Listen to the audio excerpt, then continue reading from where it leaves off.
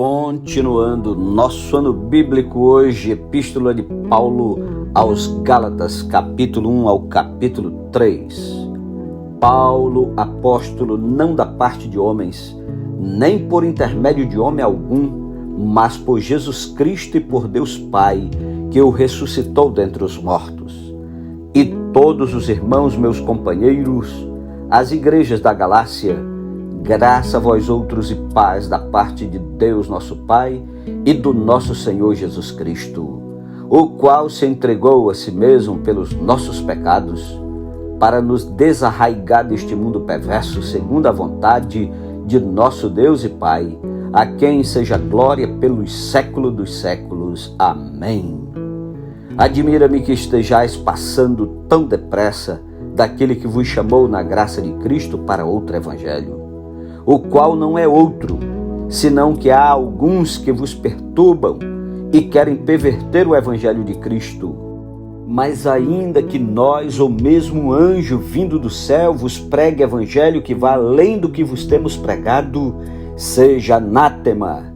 Assim como já dissemos, e agora repito, se alguém vos prega evangelho que vá além daquele que recebestes, seja anátema. Porventura procuro eu agora o favor dos homens ou de Deus? Ou procuro agradar a homens? Se agradasse ainda a homens, não seria servo de Cristo. Faço-vos, porém, saber, irmãos, que o evangelho por mim anunciado não é segundo o homem, porque eu não recebi, nem o aprendi de homem algum, mas mediante revelação de Jesus Cristo. Porque ouvistes qual foi o meu proceder outrora no judaísmo, como sobremaneira perseguia eu a igreja de Deus e a devastava. E na minha nação, quanto ao judaísmo, avantajava-me a muitos da minha idade, sendo extremamente zeloso das tradições de meus pais. Quando, porém, ao que me separou antes de eu nascer e me chamou pela sua graça, aprouve revelar seu Filho em mim, para que eu o pregasse entre os gentios. Sem detença não consultei carne e sangue, nem subi a Jerusalém para os que já eram apóstolos antes de mim, mas parti para as regiões da Arábia e voltei outra vez para Damasco. Paulo vai a Jerusalém, Síria e Sicília. Decorridos 3 anos, então, subi a Jerusalém para avistar-me com Cefas e permaneci com ele 15 dias. E não vi outro dos apóstolos, senão Tiago, irmão do Senhor. Ora, acerca do que vos escrevo, eis que diante de Deus testifico que não minto. Depois fui para as regiões da Síria e da Cilícia, e não era conhecido de vista das igrejas da Judéia que estavam em Cristo. Ouviam somente dizer: aquele que antes nos perseguia, agora prega a fé que outrora procurava destruir. E glorificavam a Deus a meu respeito. Capítulo 2, o apostolado aos judeus e aos gentios. 14 anos depois subi outra vez a Jerusalém com Barnabé, levando também a Tito. Subi em obediência a uma revelação, e lhes expus o evangelho que prego entre os gentios, mas em particular aos que pareciam de maior influência, para de algum modo não correr ou ter corrido em vão. Contudo, nem mesmo Tito, que estava comigo sendo grego, foi constrangido a circuncidar-se. E isto por causa dos falsos irmãos, que se entremeteram com o fim de espreitar a nossa liberdade que temos em Cristo Jesus e reduzir-nos à escravidão, aos quais nem ainda por 1 hora nos submetemos, para que a verdade do evangelho permanecesse entre vós. E quanto àqueles que pareciam ser de maior influência, quais tenham sido outrora, não me interessa, Deus não aceita a aparência do homem. Esses, digo, que me pareciam ser alguma coisa, nada me acrescentaram, antes pelo contrário, quando viram que o evangelho da incircuncisão me fora confiado, como a Pedro o da circuncisão, pois aquele que operou eficazmente em Pedro para o apostolado da circuncisão, também operou eficazmente em mim para com os gentios. E quando conheceram a graça que me foi dada, Tiago, Cefas e João, que eram reputados colunas, me estenderam a mim e a Barnabé a destra de comunhão, a fim de que nós fôssemos para os gentios e eles para a circuncisão, recomendando-nos somente que nos lembrássemos dos pobres, o que também me esforcei por fazer. Paulo repreende a Pedro a justificação pela fé em Cristo Jesus. Quando, porém, Cefas veio a Antioquia, resisti-lhe face a face, porque se tornara repreensível. Com efeito, antes de chegarem alguns da parte de Tiago, comia com os gentios. Quando, porém, chegaram, afastou-se e, por fim, veio a apartar-se, temendo os da circuncisão. E também os demais judeus dissimularam com ele, a ponto de o próprio Barnabé ter se deixado levar pela dissimulação deles. Quando, porém, vi que não procediam corretamente segundo a verdade do Evangelho, disse a Cefas na presença de todos: se sendo tu judeu, vives como gentio e não como judeu, por que obrigas os gentios a viverem como judeus?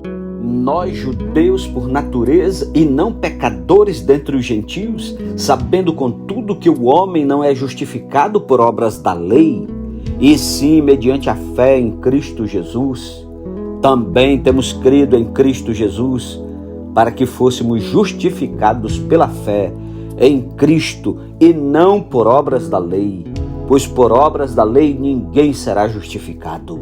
Mas se procurando ser justificados em Cristo, fomos nós mesmos também achados pecadores, dá-se-á o caso de ser Cristo ministro do pecado? Certo que não, porque se torna a edificar aquilo que destruí. A mim mesmo me constituo transgressor, porque eu, mediante a própria lei, morri para a lei, a fim de viver para Deus.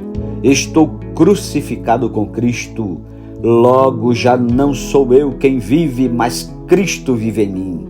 E esse viver que agora tenho na carne, vivo pela fé no Filho de Deus, que me amou e a si mesmo se entregou por mim.